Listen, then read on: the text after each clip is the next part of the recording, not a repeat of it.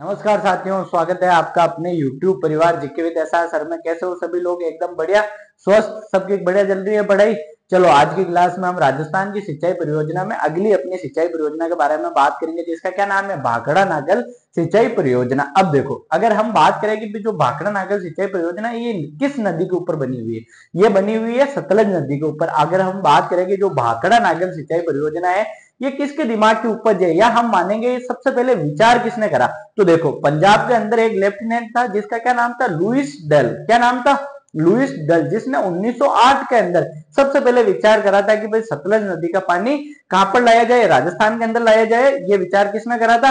ये करा था लुइस डल ने। मतलब अगर हम भाखड़ा नांगल सिंचाई परियोजना की बात करेंगे तो ये सबसे पहले विचार किस व्यक्ति ने करा था? लुइस डल, जो कहाँ का लेफ्टिनेंट था? ये पंजाब का लेफ्टिनेंट था। तो इसके बाद में 1948 के अंदर इसके ऊपर सतलज नदी के ऊपर दो बांध बने, जिसका क्या नाम था? एक का बांध का था भाखड़ा और एक का क्या था? नांगल। जो भाखड़ा बांध था ये कहां पर था? ये बिलासपुर हिमाचल प्रदेश में। कहां पर है ये? बिलासपुर हिमाचल प्रदेश में। वही नांगल बांध है ये रोपड़ पंजाब के अंदर। कहां पर है? रोपड़ पंजाब में। अब देखो, जो भाखड़ा बांध है ना, जब भाखड़ा बांध बनाया गया सतलज नदी के ऊपर, तो भाखड़ा नदी, जो भाखड़ा बांध है ना, इसके चारों ओर क्या हो गया? बहुत बड़ा क्या बन गया? जलाशय बन गया। अब ये जलाशय कैसे बना? तो देखो, सबसे पहले हेडिंग डालो, भाखड़ा नांगल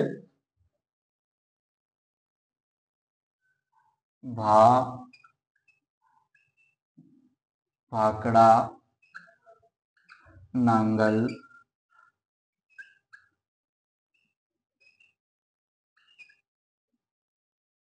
सिंचाई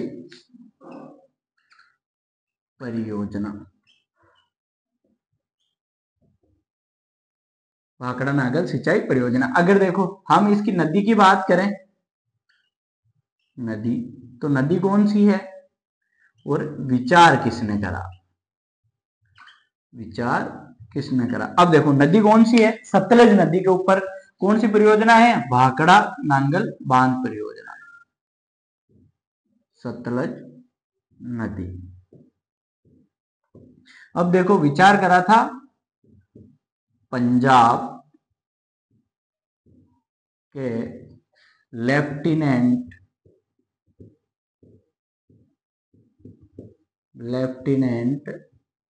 लुइस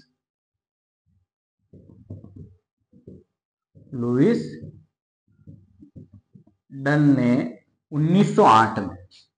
कब करा था? 1908 में। 8 में। अब देखो 1948 में, कब? 1948 में सतलज नदी के ऊपर, किसके ऊपर? सतलज के ऊपर क्या बनाए? दो बांध बनाए, दो बांध बनाए। अब देखो, ये दो बांध कौन से थे?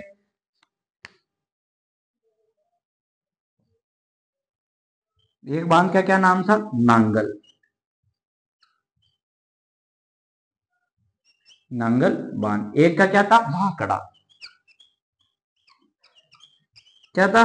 भाखड़ा बांध। अब देखो, ये नांगल बांध है, ये कहां पर है? यह है रोपड़। रोपड़, और रोपड़ कहां है? रोपड़ है पंजाब में। कहां पर है? पंजाब में। और जो भाखड़ा बांध है ये कहां पर है? ये है बिलासपुर।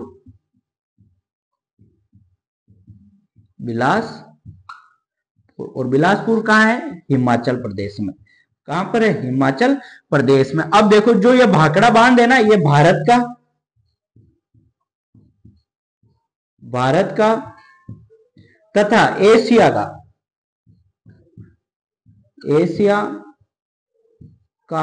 सबसे ऊंचा क्या है? ये गुरुत्व बांध है। सबसे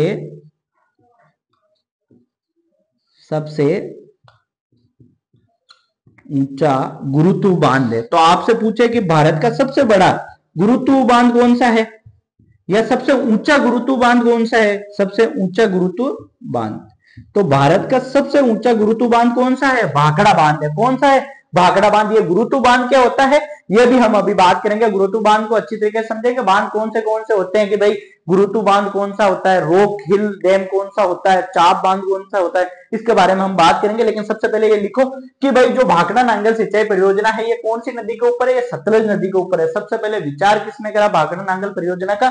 कि पंजाब के लेफ्टिनेंट थे लुइस डल। इसने 1908 के अंदर इस परियोजना का क्या करा था, विचार करा था। उसके बाद में सतलज नदी के ऊपर 1948 में, कब 1948 में 2 डैम बनाए गए और दोनों डैमों का क्या नाम था, एक का था नांगल और एक का था भाखड़ा। अब नांगल बांध कहां पर है, रोपड़ पंजाब के अंदर, और जो भाखड़ा बांध है वो कहां पर है, बिलासपुर हिमाचल प्रदेश में है। भारत और एशिया का सबसे ऊंचा गुरुत्व बांध कौन सा है, भाखड़ा बांध है। कौन सा है, भाखड़ा बांध। अब लिखो इसको जल्दी से। इसके बाद में हम भाखड़ा बांध को भी पढ़ेंगे, नांगल को भी पढ़ेंगे, एक एक चीज को हम पढ़ेंगे, गुरुत्व बांध किसको कहते हैं ये भी पढ़ेंगे। ठीक है, जल्दी से लिखो, ये लिख लो एक बार, इसके बाद में हम बात करते हैं। आ गया समझ में, ये चीजें देखो आप जितनी समझोगे ना उतना ही आपको क्या मिलेगा, फायदा। इन चीजों को बार बार रटो और इस तरीके से आपको समझना है कि आपको सबसे पहले आपके दिमाग में है ना कि क्या चीज पढ़नी है आपको, तो आपको पता होना चाहिए कि आप कौन सी परियोजना पढ़ रहे हो। आपको पता चला कि आपने भाखड़ा नांगल सिंचाई परियोजना के बारे में आप पढ़ रहे हो, तो सबसे पहले आपके दिमाग में आना चाहिए कौन सी नदी के ऊपर है, नदी कौन सी होगी, सतलज। कौन सी होगी, सतलज। और ये विचार किसके मन में आया कि भाई भाखड़ा नांगल परियोजना हमें बनानी है, लेकिन कोई सोचेगा तो सही ना। तो ये सबसे पहले किसने सोचा, तो एक लेफ्टिनेंट था, कहां का, पंजाब का, उसका क्या नाम था, लुइस डल। उसने 1908 के अंदर ये क्या करा था, विचार करा था। इसके बाद में 1948 के में अंदर, मतलब 1948 में सतलज नदी के ऊपर 2 बांध बनाए गए, जिसमें क्या था, एक का नाम, एक का भाखड़ा, एक का रोपड़। जो भाखड़ा बांध है वो कहां पर है, बिलासपुर हिमाचल प्रदेश में है। ये भारत या एशिया का सबसे ऊंचा गुरुत्व बांध है। और दूसरा बांध कौन सा था, नागल, वो कहां पर है, वो रोपड़ पंजाब में। कहां पर है, रोपड़ पंजाब में। लिख लिया। अब देखो आगे बात करते हैं हम।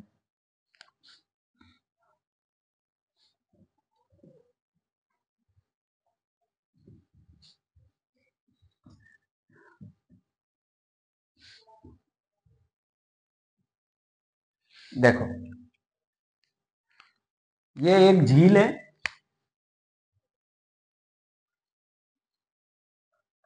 इस झील का नाम है राक्षस ताल झील। क्या नाम है, राक्षस ताल झील, राक्षस ताल झील। यहां से एक नदी निकलती है जिसका क्या नाम है, सतलज। ये डाउ डाउ डाउ डाउ करती हुई ये नदी निकल गई, सतलज नदी। अब देखो सतलज नदी के ऊपर एक डैम बनाया गया है, उस डैम का क्या नाम है, उस डैम का नाम है भाखड़ा बांध। क्या नाम है, भाखड़ा बांध। अब देखो ये हो गया भाखड़ा बांध, भाखड़ा बांध।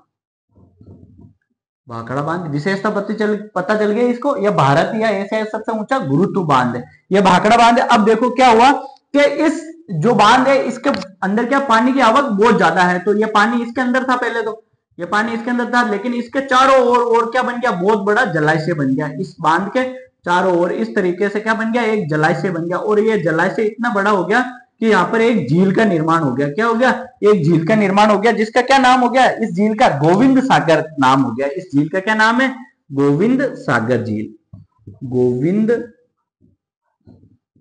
सागर झील। गोविंद सागर झील है कहां पर, यह है हिमाचल प्रदेश में। कहां पर है, हिमाचल प्रदेश में। अब देखो जो भारत की सबसे बड़ी मीठे पानी की झील, कृत्रिम झील, ध्यान देना, भारत की सबसे बड़ी मीठे पानी की कृत्रिम झील कौन सी है, गोविंद सागर है। कौन सी है, गोविंद सागर है। देखो भारत की सबसे बड़ी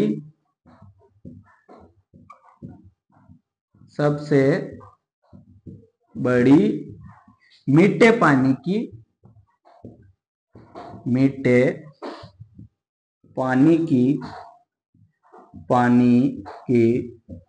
कृत्रिम झील, भारत की सबसे बड़ी मीठे पानी की झील, कृत्रिम झील कौन सी है, वो है गोविंद सागर। कौन सी है, गोविंद सागर। अब देखो ये नदी आ गई आगे, ये आगे इस नदी के ऊपर आगे एक और बांध बनाया गया, कहां पर, रोपड़ पंजाब में। ये देखो ये एक और बांध बनाया गया, इस बांध का क्या नाम है, रोपड़ बांध, नांगल बांध। क्या नाम है इस बांध का, नांगल बांध। और है कहां पर, ये है रोपड़ पंजाब में, नांगल बांध, रोपड़ पंजाब। पंजाब में ये बांध बनाया गया, इससे दो नहरें निकाली गई। क्या निकाली गई? दो नहरें निकाली गई। अब देखो ये एक नहर आई, इस नहर का क्या नाम है? नांगल नहर। और ये नहर आई, इसका क्या नाम है? बिस्ट नहर। अब देखो इस नहर का क्या नाम हो गया? नांगल नहर। नांगल नहर। और इस नहर का क्या हो गया? बिस्ट नहर। बिस्ट नहर। बिस्ट नहर का पानी कहां जाता है? सिर्फ पंजाब में। कहां जाता है? पंजाब। और जो नांगल नहर है इसका कहां जाता है? पंजाब, हरियाणा और राजस्थान। और राजस्थान। अब देखो राजस्थान में कहा जाता है कि राजस्थान के एकमात्र जिले को इसकी सिंचाई सुविधा मिलती है, उसका क्या नाम है? हनुमानगढ़। क्या नाम है? हनुमानगढ़। ठीक है, ये बनाओ जल्दी से। इसके बाद में हम इसकी एक एक चीज को लिखते हैं बारीकी से कि भाई इसका राजस्थान में हिस्सा कितना है, राजस्थान को कितनी प्रतिशत विद्युत मिलती है, या कितने मेगावाट यहाँ पर विद्युत मिलती है, कौन सा जिला लाभान्वित है, ये मैंने बता दिया आपको। हिमाचल को सिर्फ बिजली मिलती है, ये सारी चीजें हम बात करते हैं। कौन सी इसके ऊपर जो क्या बिजली के पावर प्लांट स्थित है उनके क्या नाम है, ये सारी चीजें हम इस क्लास में बात करेंगे। जल्दी से ये लिखो। सबसे पहले अगर हम बात करेंगे सतलज नदी कहां से आगे बढ़ती है? राक्षस ताल झील से आगे बढ़ती है। तो इसके ऊपर एक बांध बनाया गया, जिस बांध का क्या नाम है? भाखड़ा बांध है, जो भारत या एशिया का सबसे ऊंचा गुरुत्व बांध है। भारत या एशिया का सबसे ऊंचा गुरुत्व बांध कौन सा? भाखड़ा बांध। अब देखो जब भाखड़ा बांध के अंदर पानी की आवक बहुत ज्यादा हो जाती है, मतलब इसमें पानी बहुत ज्यादा भर जाता है, तो इसका आसपास में मतलब बांध के साइड में बहुत ज्यादा पानी भर जाता है, तो वहां पर एक मीठे पानी की झील का निर्माण होता है। उस झील का क्या नाम है? गोविंद सागर। ये भारत की मीठे पानी की कृत्रिम सबसे बड़ी झील है। कौन सी है? कृत्रिम रूप से भारत की सबसे बड़ी मीठे पानी की झील कौन सी होगी? गोविंद सागर हो गई। ये कहां पर है? ये हिमाचल प्रदेश में। जो भाखड़ा बांध है वो कहां पर है? बिलासपुर, हिमाचल प्रदेश में। इसके बाद में यह सतलज नदी जाती है और इसके ऊपर नांगल बांध बना हुआ है। क्या बना हुआ है? नांगल बांध। ये कहां पर है? रोपड़, पंजाब में बना हुआ है। कहां पर है? रोपड़, पंजाब में। ये बांध लिख दिया मैंने, रोपड़। ये जगह कौन सी होगी? पंजाब। पंजाब के अंदर ये बांध बना हुआ है। ठीक है, इससे बाद में नांगल बांध से दो नहरें निकाली गई है, जिसका क्या नाम है? एक का नांगल नहर है, एक का बिस्ट नहर है। नांगल नहर का पानी कहां कहां जाता है? क्या पंजाब, हरियाणा, राजस्थान। राजस्थान में कौन से जिले को? हनुमानगढ़। और एक और नहर निकाली गई जिसका क्या नाम है? बिस्ट नहर। इसका पानी कहां जाता है? सिर्फ पंजाब में जाता है। लिखो इसको जल्दी से, जल्दी लिखो।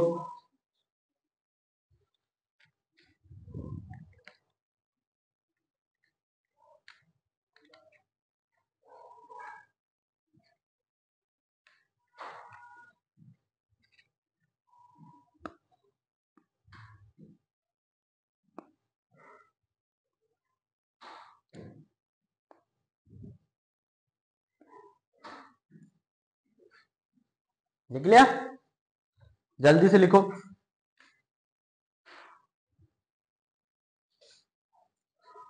इसके बाद में हम पढ़ेंगे भाखड़ा बांध को।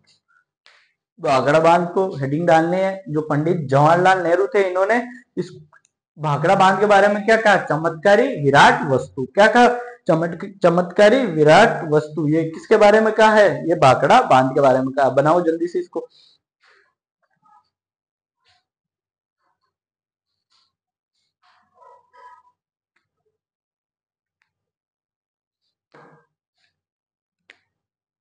बना लिया? चलो अब आगे देखते हैं ना।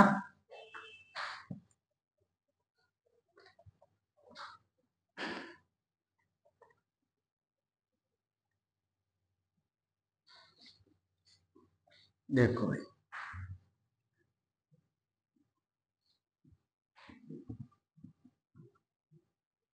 हेडिंग डालो भाखड़ा बांध।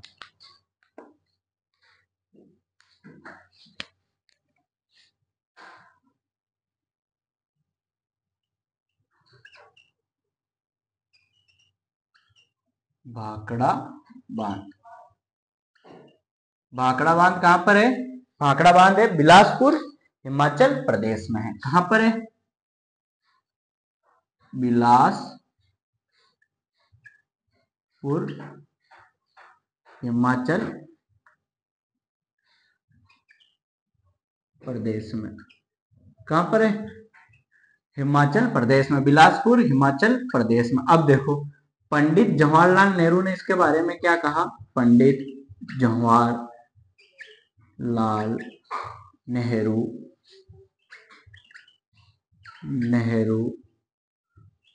ने इसे चमत्कारी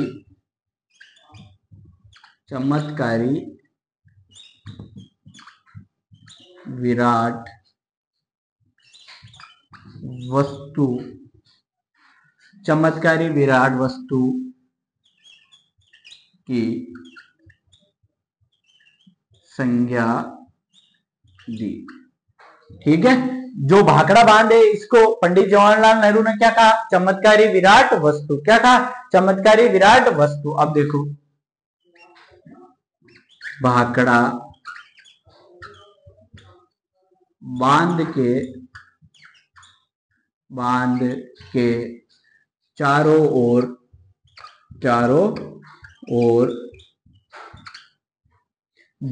पानी जल का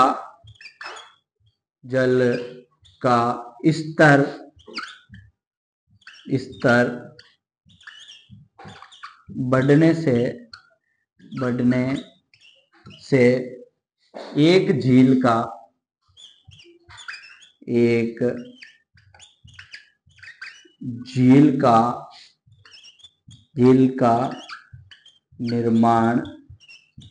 निर्माण हुआ जिसे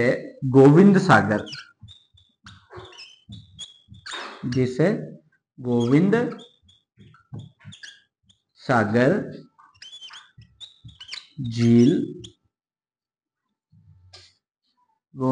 झील कहते हैं। अब देखो यह झील भारत की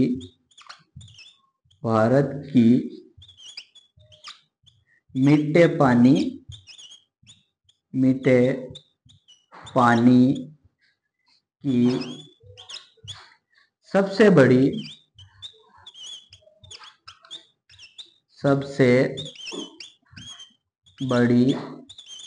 कृत्रिम झील है।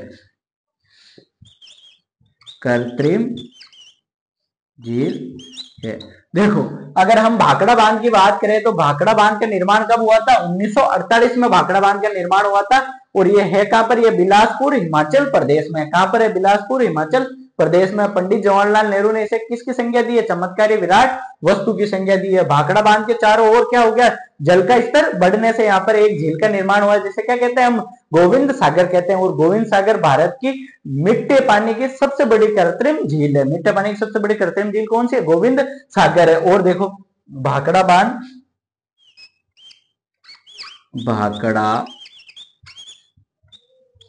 बांध भारत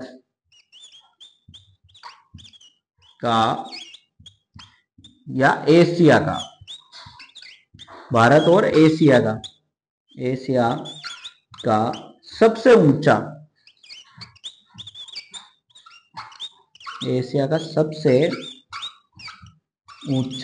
गुरुत्व बांध है।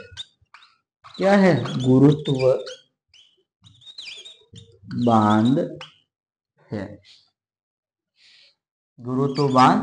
लिखो जल्दी से इसको, इसके बाद में हम आगे बात करते हैं। ठीक है, जल्दी से लिखो। इसके बाद में हम समझेंगे कि भाई गुरुत्व बांध क्या होता है, गुरुत्व बांध किसको कहते हैं, इसमें किसका प्रयोग करते हैं, इसका उदाहरण कौन सा बांध है।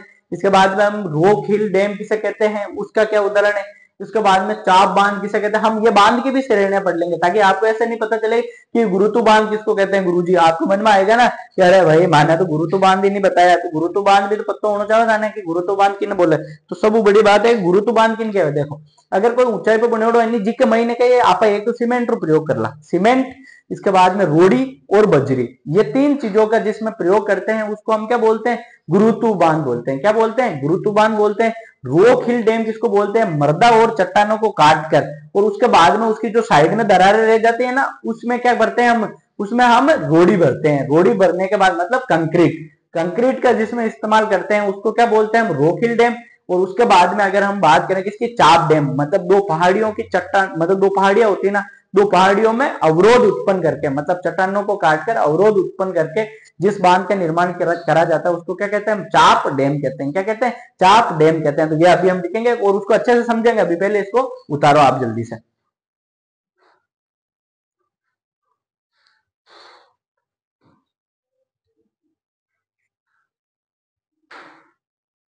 जल्दी से लिखो।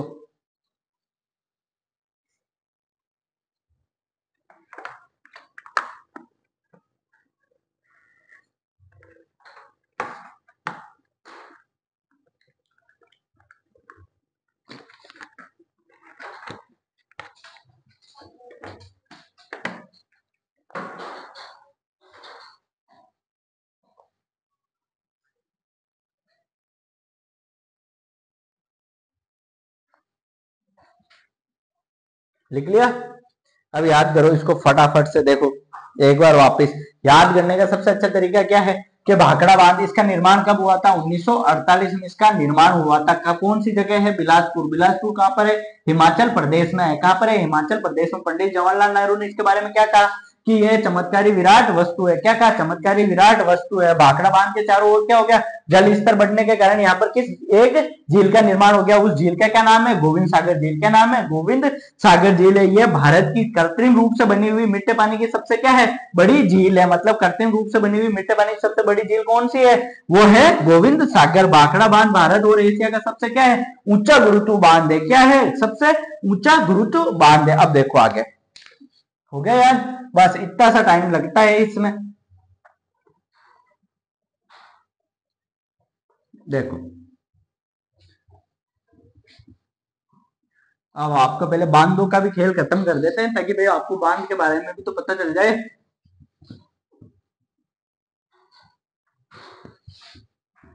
देखो भाई, सबसे पहले गुरुत्व बांध, गुरुत्व बांध, गुरुत्व बांध किसको कहते हैं, देखो भाई, गुरुत्व बांध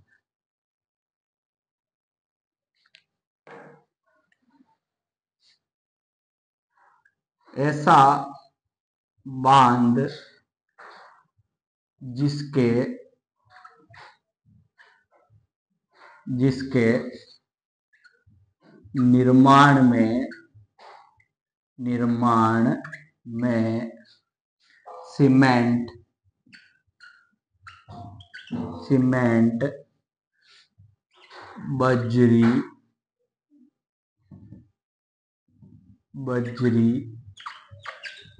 बजरी और रोड़ी का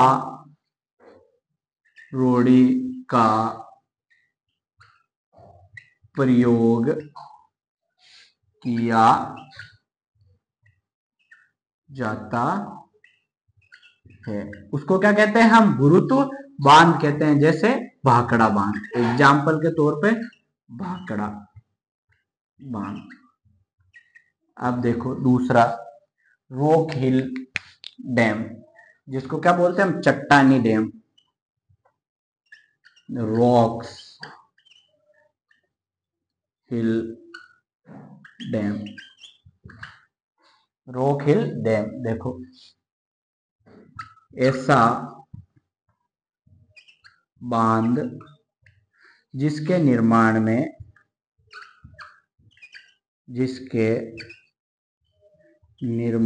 के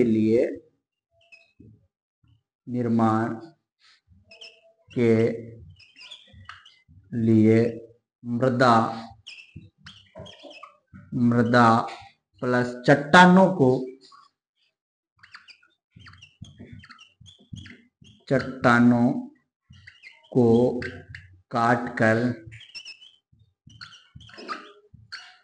काट कर किया जाता हो तथा दरारों में तथा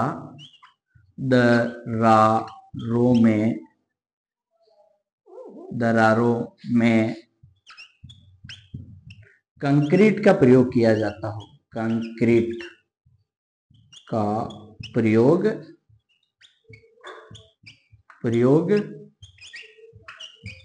किया जाता हो। अब देखो तीसरा डैम, चाप डैम। चाप बांध। अब देखो चाप बांध किसको कहते हैं? ऐसा बांध जो चट्टानों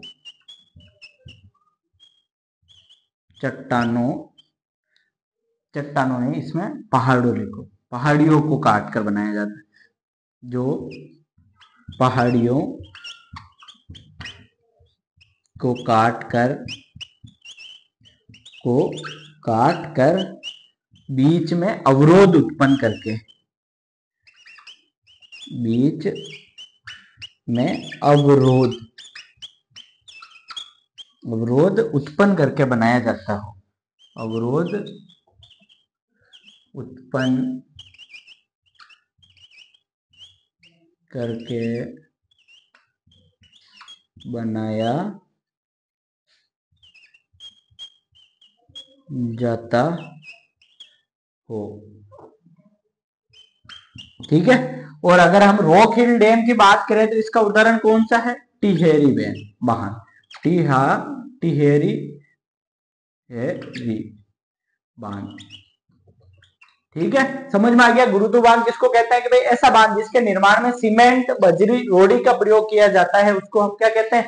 गुरुत्व बांध कहते हैं। उसका उदाहरण कौन सा? भाखड़ा बांध। रॉक हिल डैम कौन सा है? कि ऐसा बांध जिसके निर्माण के लिए मृदा और चट्टानों को काट कर किया जाता है, और जो दरारें रह जाती है ना बीच में, उसमें किसका प्रयोग किया जाता है? कंक्रीट का प्रयोग किया जाता है। उसको हम क्या कहते हैं? रॉक हिल डैम कहते हैं। और चाप डैम ऐसा बांध जो पहाड़ियों को काट कर और बीच में क्या करें? अवरोध उत्पन्न करके क्या करें? बांध का निर्माण करें, उसे क्या कहते हैं? हम चाप डैम कहते हैं। देखो चाप डैम कैसे? कि भाई ये एक पहाड़ी है, ये एक पहाड़ी है, एक पहाड़ी ये है, तो इस पहाड़ी को काट कर इस बीच में क्या कर दे? अवरोध उत्पन्न कर दे, और जो ये बीच में जो बांध बनाया जाता है ना, इसको क्या कहते हैं? हम चाप डैम। क्या कहते हैं? चाप डैम। लिखो जल्दी से इसको। जिसके बाद हम बात करते हैं कि भाई जो भाखड़ा नांगल परियोजना है, ये संयुक्त परियोजना किस किस की है और किसको कितना कितना अंश मिलता है? जल्दी से इसको लिखो, जल्दी लिखो।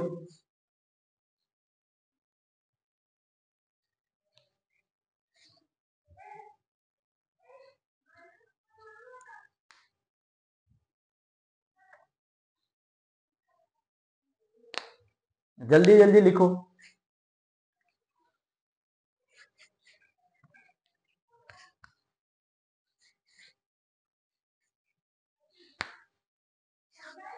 जल्दी लिखो। आ रही है ना चीजें समझ में? तो गुरुत्व बांध के लिए सबसे पहले हम बात करें कि भाई गुरुत्व बांध किसको कहते हैं? कि जिसके अंदर देखो सीमेंट का प्रयोग किया जाता हो, बजरी का किया जाता हो, रोडी का प्रयोग किया जाता हो, ऐसे बांध को हम क्या कहते हैं? कि भाई गुरुत्व बांध कहते हैं। क्या कहते हैं? गुरुत्व बांध कहते हैं। उसके बाद में अगर हम रॉक हिल डैम की बात करें तो ऐसा बांध जो मृदा को और चट्टानों को जो काटकर जिस बांध का निर्माण किया जाता है, उसको क्या कहते हैं? हम रॉक हिल डैम। और इसमें जो दरारें रह जाती है उसमें क्या भरी जाती है? कंक्रीट भरी जाती है। क्या भरी जाती है? कंक्रीट भरी जाती है। उसको क्या कहते हैं? हम रॉक हिल डैम कहते हैं। और इसका उदाहरण कौन सा है? टिहरी बांध। चाप डैम किसको कहते हैं? ऐसा बांध जो पहाड़ियों को काटकर और पहाड़ियों को काटने के बाद में उसमें बीच में क्या करे? अवरोध उत्पन्न करे। अवरोध उत्पन्न करके जिस बांध का निर्माण किया जाता है उसको क्या कहते हैं? हम चाप बांध कहते हैं। क्या कहते हैं? चाप बांध कहते हैं। जल्दी से लिख लो इसको, इसके बाद में आगे बात करते हैं हम।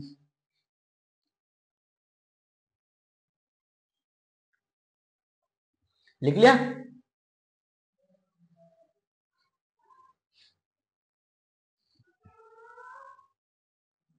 ठीक है।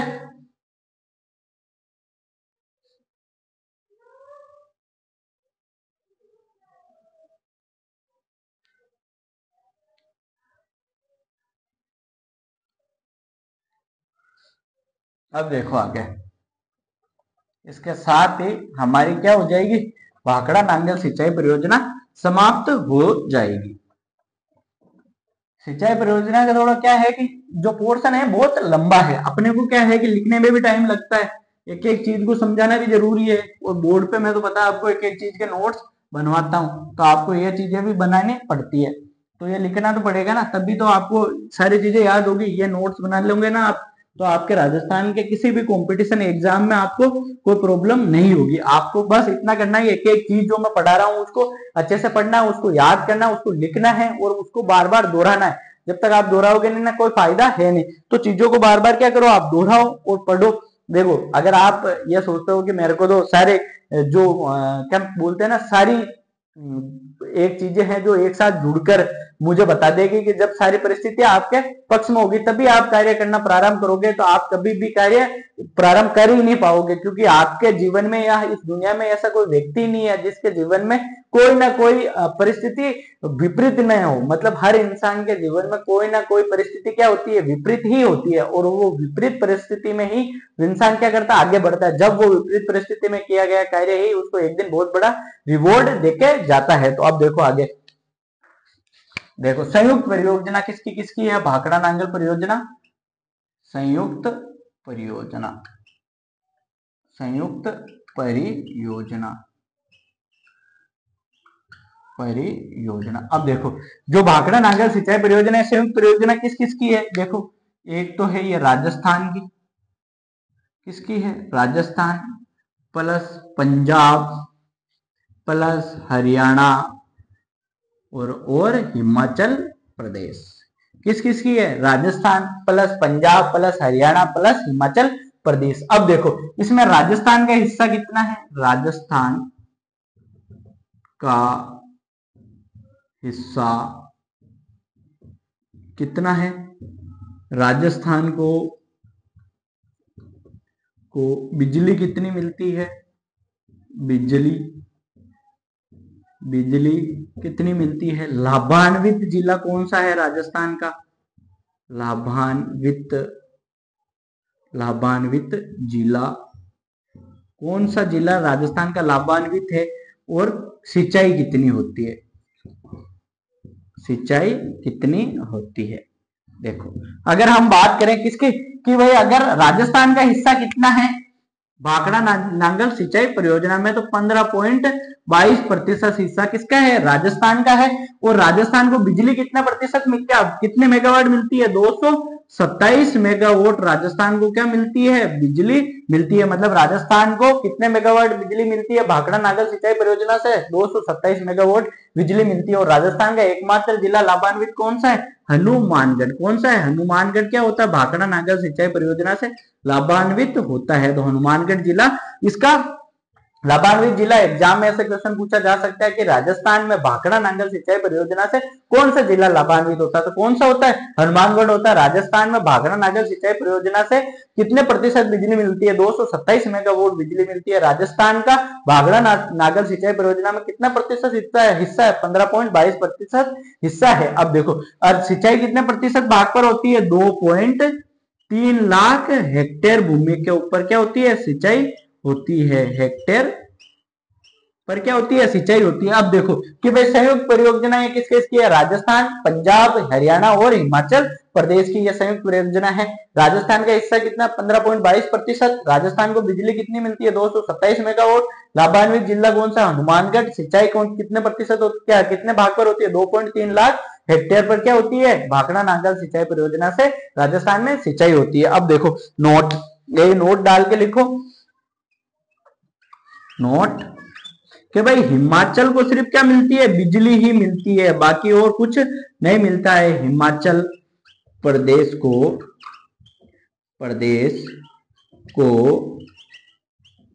केवल बिजली मिलती है, क्या मिलती है, केवल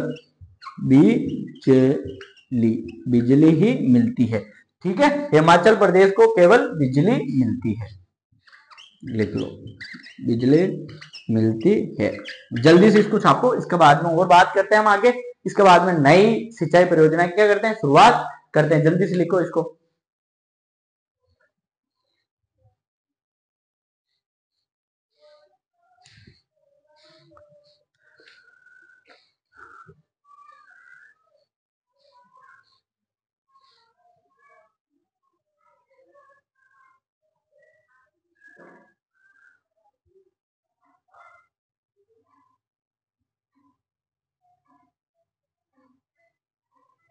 जल्दी लिखो।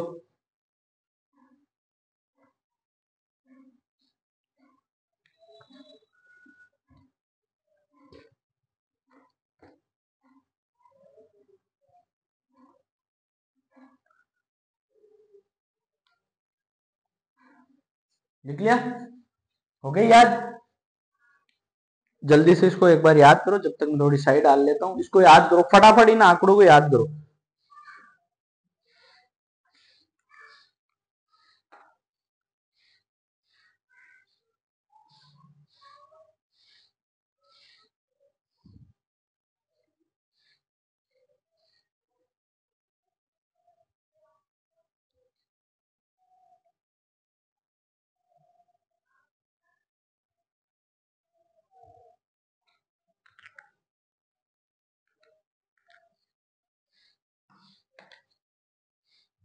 ठीक है, अब देखो संयुक्त परियोजना किस किस की है? राजस्थान, पंजाब, हरियाणा, हिमाचल प्रदेश। राजस्थान का हिस्सा कितना है? 15.22% हिस्सा किसका है? राजस्थान का। राजस्थान को बिजली कितनी मिलती है? 227 मेगावाट राजस्थान को बिजली मिलती है। राजस्थान का लाभान्वित जिला कौन सा है? हनुमानगढ़ जिला है। सिंचाई कितने प्रतिशत भाग पर होती है? राजस्थान के 2.3 लाख हेक्टेयर भूमि पर सिंचाई होती है। हिमाचल को क्या मिलती है? केवल बिजली मिलती है। क्या मिलती है? केवल बिजली मिलती है। अब देखो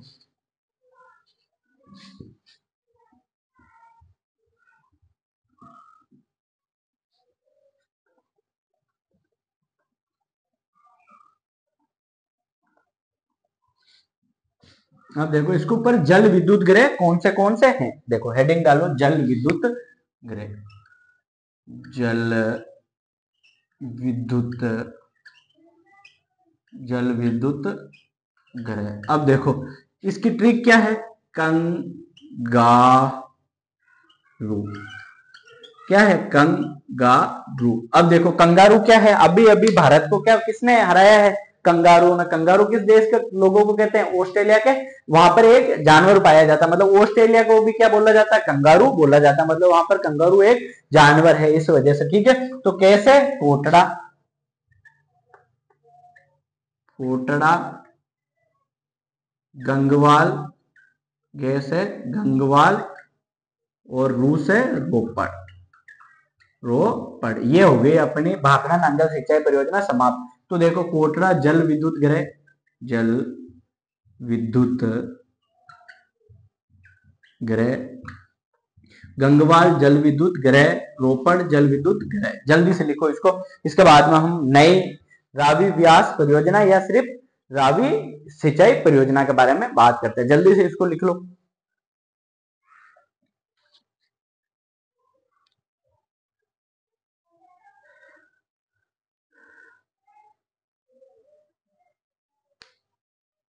जल्दी से लिखो, 1 मिनट का टाइम है।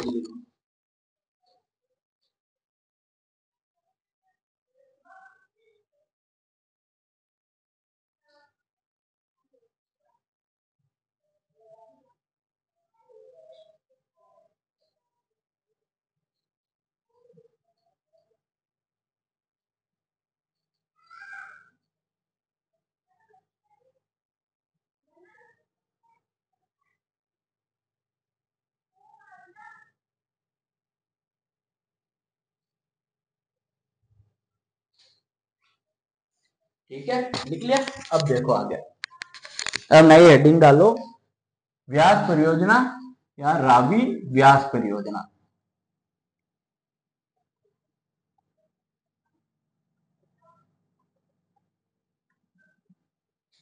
देखो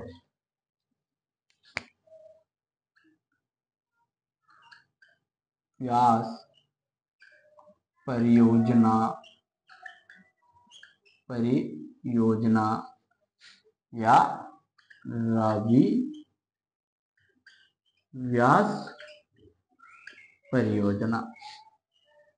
इसका सीधा संबंध राजस्थान से नहीं है, ध्यान रखना, इसका सीधा संबंध राजस्थान से नहीं है, लेकिन ये राजस्थान के उपयोग में आती है, इसलिए राजस्थान की भी संयुक्त परियोजना है। तो देखो ये कौन सी नदी के ऊपर है? सबसे पहले नदी कौन सी है? नदी कौन सी है? उद्देश्य क्या है इसका? उद्देश्य क्या है? और इसके बाद में संयुक्त परियोजना किसकी है। अब देखो नदी कौन सी हो गई, ये कौन सी नदी के ऊपर है, ये व्यास नदी के ऊपर है। किसके ऊपर है, व्यास नदी के ऊपर है। अब देखो इसका उद्देश्य क्या है कि भाई शीत ऋतु के अंदर इंदिरा गांधी नहर में क्या हो जाती है, पानी की आवक कम हो जाती है। जब इंदिरा गांधी नहर में पानी की आवक कम हो जाती है तो रावी व्यास के माध्यम से क्या लाया जाता है, इसके अंदर इंदिरा गांधी नहर में पानी लाया जाता है। तो इसके ऊपर क्या बनाए गए, व्यास नदी के ऊपर 2 डैम बनाए गए। क्या बनाए गए, 2 डैम, जिसका एक का क्या नाम है, एक का पडोह बांध है और एक का देहर बांध है। क्या है, देहर बांध है। तो इसके माध्यम से क्या लाई जाती है, इंदिरा गांधी में पानी की आवक को बनाने के लिए क्या लाया जाता है, इस परियोजना का निर्माण करा है। आया समझ में। देखो भाई, देखो शीत ऋतु में, शीत ऋतु में इंदिरा गांधी नहर में पानी की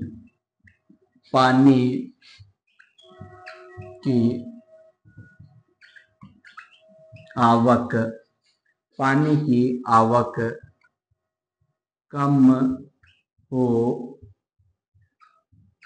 जाती है,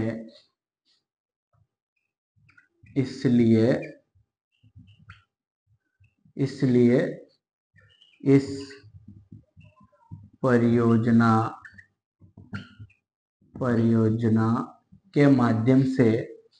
परियोजना के माध्यम से जलापूर्ति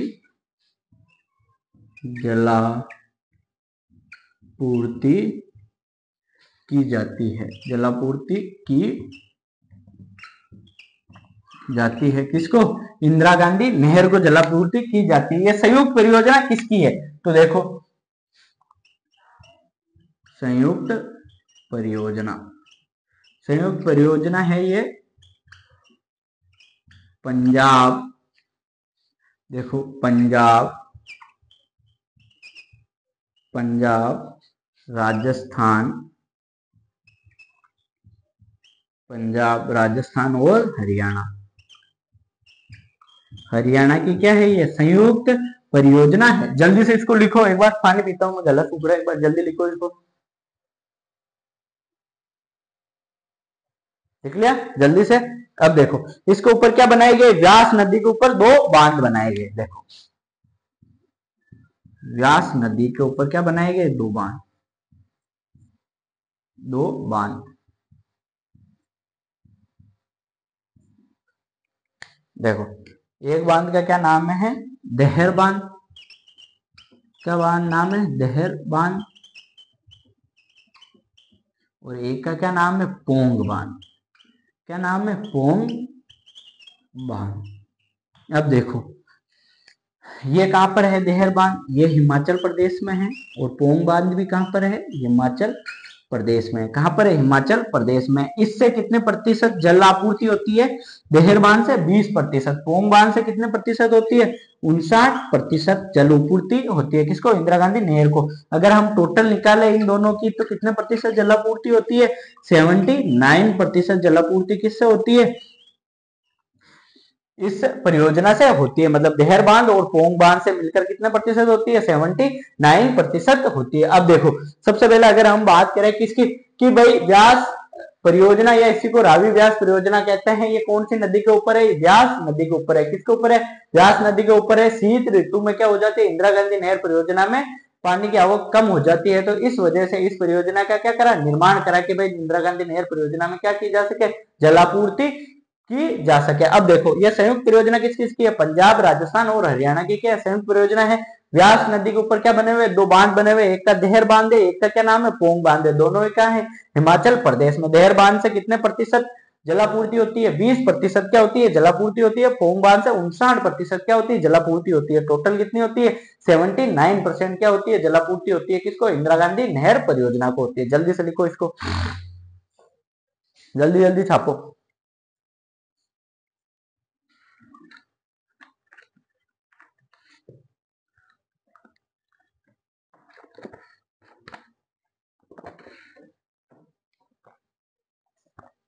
लिख लिया।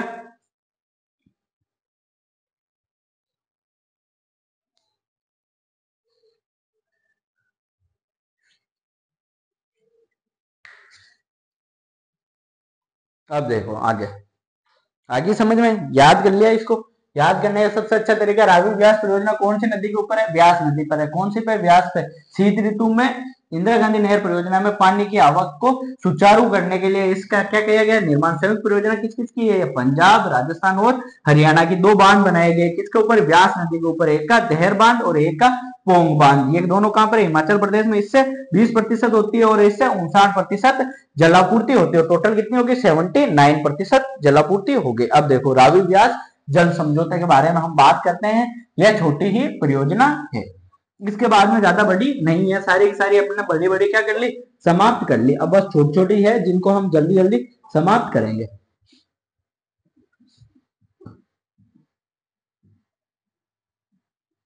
देखो रावी व्यास जल समझौता, रावी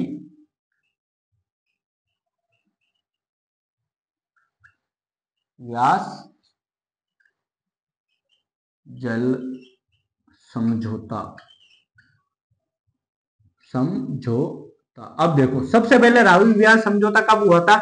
जब हमने बात करी थी इंदिरा गांधी नहर के बारे में। जब कब हुआ था? 1955 के अंदर हुआ था। इसके बाद में कब हुआ था रावी व्यास समझौता? 1981 में हुआ था। कब हुआ था? 1981 में हुआ था। इसके बाद में कब हुआ था? 1985 के अंदर रावी व्यास समझौता हुआ था। इसके बाद में कब हुआ था?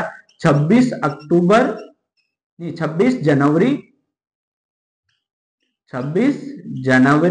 1986 को क्या बना? एक आयोग बना जिसका क्या नाम था? इराडी आयोग। क्या हुआ था? क्या नाम था? इराडी आयोग। इराडी आयोग, इराडी कमीशन। क्या नाम था इसका? इराडी कमीशन। इसके बाद में देखो 1995 के अंदर लोंगेवाला समझौता हुआ था। क्या हुआ था? लोंगेवाला समझौता। क्या हुआ था? लोंगेवाला समझौता हुआ था। कब हुआ था? 1985 में हुआ था। ये क्वेश्चन आरएस के अंदर पूछा गया था कि रावी व्यास समझौते में, रावी व्यास समझौता कब कब हुआ था? 1955 में, 1981, 1986 में। इराडी कमीशन का कितनी बार क्वेश्चन पूछा गया है कि 26 जनवरी 1986 को कौन सा आयोग बनाया गया था? रावी व्यास जल समझौते को लेकर इराडी आयोग बनाया गया था। 1995 में कौन सा समझौता हुआ था? लोंगेवाला समझौता हुआ था। ये हो गई अपनी रावी व्यास परियोजना समाप्त। लिखो इसको जल्दी से, जल्दी से लिखो इसको। एक बार टाइम देखता हूं मैं जब तक।